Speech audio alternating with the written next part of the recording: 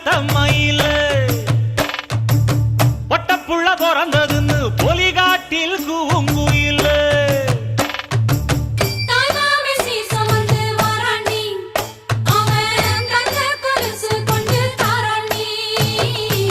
சீரு சுமந்த சாதிசனவே ஆறு கடந்தா ஊரு வருவே சீர் சுமந்த சாதிசனவே ஆறு கடந்தா